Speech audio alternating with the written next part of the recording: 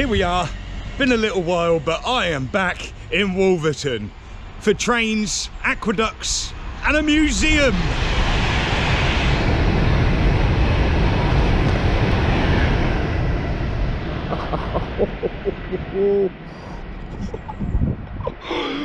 Should we go have some fun for the day? Absolutely. Yes.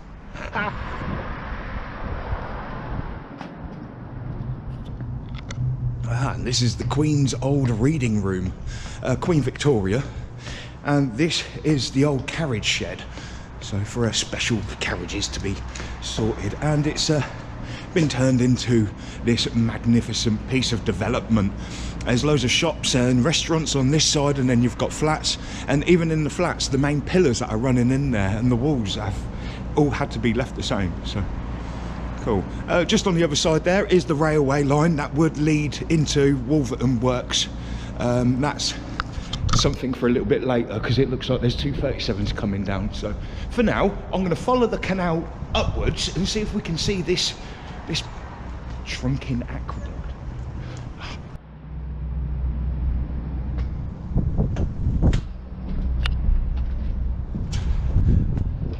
Oh wow, look, the river's all frozen.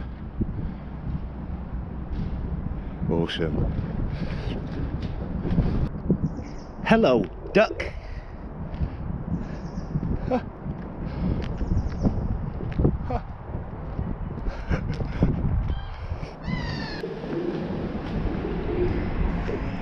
Train.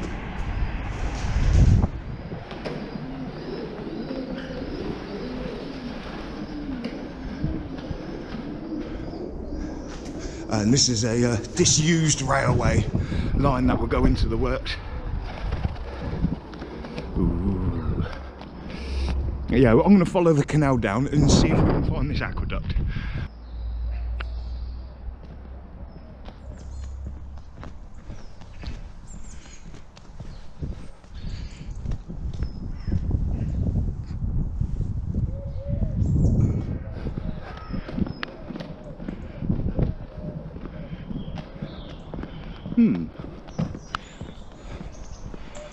Oh.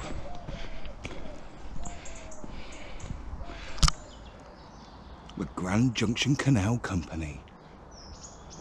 Oh. Is this it? Wolverton Mill, Stony Stratford. Here we go. The Iron Trunk Aqueduct. The oldest broad canal iron trough aqueduct, opened in 1811 as the fourth attempt by the Grand Junction Canal to cross the Great River Ouse, or the River Great Ouse.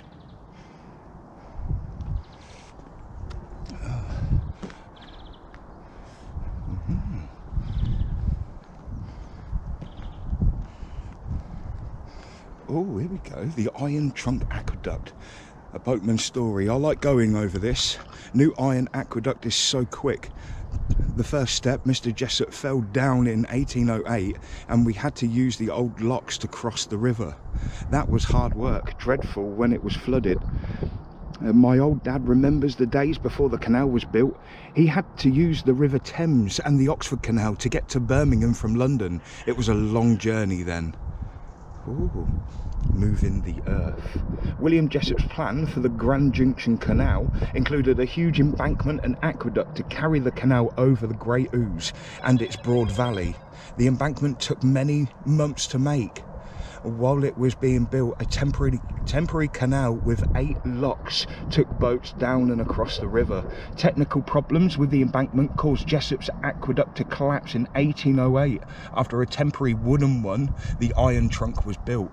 It opened in 1811 and is still going strong today. The perilous crossing. Imagine steering a heavy 70-inch, 22-metre 70 feet, 22-metre boat with a frightened horse across a fast-flowing river. It was difficult work. No one knows quite how the boatmen got their boats and horses across the Great Ouse. There was probably a bridge for horses to walk over, but they may have swum across or even been put on a flatboat. What do you think? The navvies who built it, the canal shareholder, and the engineer. Of course, we'd more than likely be this guy. The Magic Welly. When the canal was repaired in 1918, a workman found a damaged drainage plug. A workman's welly saved the day, making a new watertight seal. It's still doing the job. Brilliant. So this is it. And down there is the Great River Ouse. Wow. God, that's some high up. But look at it all frozen here, look.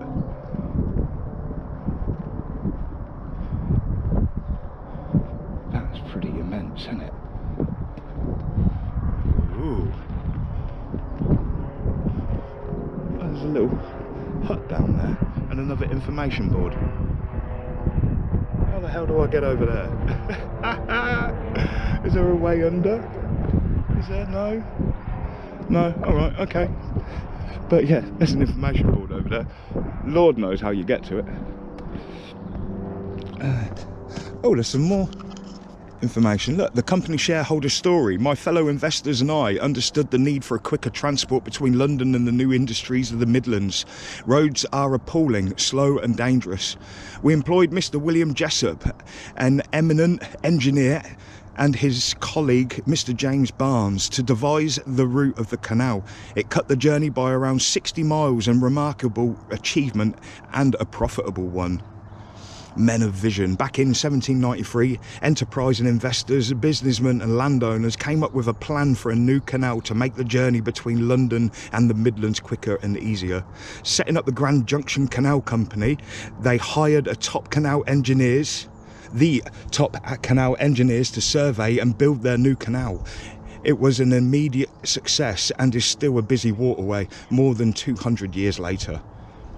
I'm cutting corners. Before the Grand Junction Canal was built, boats travelling between Birmingham and London used the River Thames and the Oxford Canal. It was long and a slow route, and the boatmen had problems navigating shallow sections of the Thames. This new canal had a more direct route, reducing the journey by several days, saving time and money.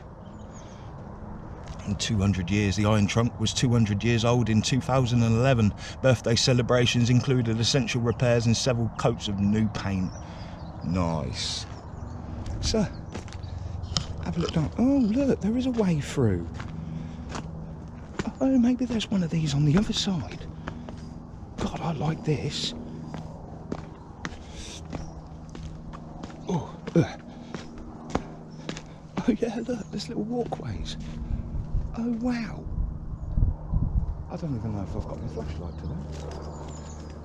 Look at that. That's awesome. I'm going to go on the other side, on this side as well. So we can go have a look at that information board. Oh, look at that. That's pretty epic, isn't it? I do like that. Yeah, I do. Right, I haven't actually got me bloody flashlight, so I'm just going to have to try and use my phone. Oh, wow. Oh. I mean, this is tiny. I'm having to crouch down in here. But still epic. Look at that.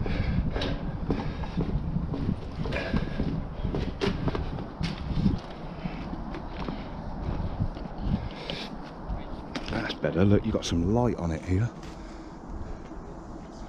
It's cool. We'll have a look at that information board and we'll send up the drone.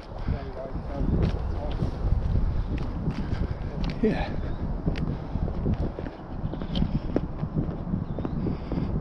Oh, what's that then? A pump station of some kind? Look at the land all around. Yeah, River Ouse pumping station. Oh, and there's a heron sitting there in the water, look. That's magic. I love that. Oh, what have we got here then? Crossing the river. Oh, wow. Okay, so 1808 to 1805, the first river crossing. Okay. So down on this side would have been where the locks were, the temporary ones. Okay. And we're here. Right, okay, so down here. That's an old waterway, just there. Okay.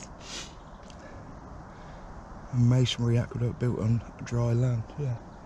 That's awesome. And then 1805, the old course of the river. Okay, so where all this tree is, where the heron is, that used to be the old part of the river. Of course, got Cosgrove lock. In 1808, the aqueduct collapsed and the locks were removed. Okay. And then 1808 to 1811, second river crossing. Okay. Replacement iron trunk aqueduct opened 1811, the locks abandoned. So the locks have got to be in there somewhere. Do you reckon they would have took them out? I don't know. The opposite bankwater remains in the old course of the river and the line of the canal. Its locks can be followed towards Cosgrove Lock. Okay. Little documentation exists on the details of the first aqueduct, temporary canal and its river crossing. The illustration of the view from here towards Cosgrove is how it may have looked. Ah, look. Just down here. That's pretty awesome, isn't it? Before the impressive embankment was built and opened in 1805, the canal crossed the River Ouse. This required additional 4 locks on each side of the valley. A 3-arch masonry viaduct was built on dry ground and the river was then diverted through it. Yeah, so down here, let's have a quick look, and then I'll send up the drone, see if we can capture that and get some photos for the archives. Lovely stuff. So, but it's saying that this here used to be the lock and the old flow of the canal, just here, which is pretty epic. Or is it this? Maybe, because water is still flowing in that bit. Look. I'm not too sure, but there you go, folks. Isn't that epic? What an aqueduct. Awesome. I'm going to take some pickies, get the drone up, and I suppose I'll see you all again in the future. I hope you like the video. Do what you normally do on YouTube. I really do appreciate it. Big shout out to Rob and Jackie Peak. This is amazing. Thank you for your recommendation, and thank you for your support over on Patreon. So enough of that. Let's get this drone up.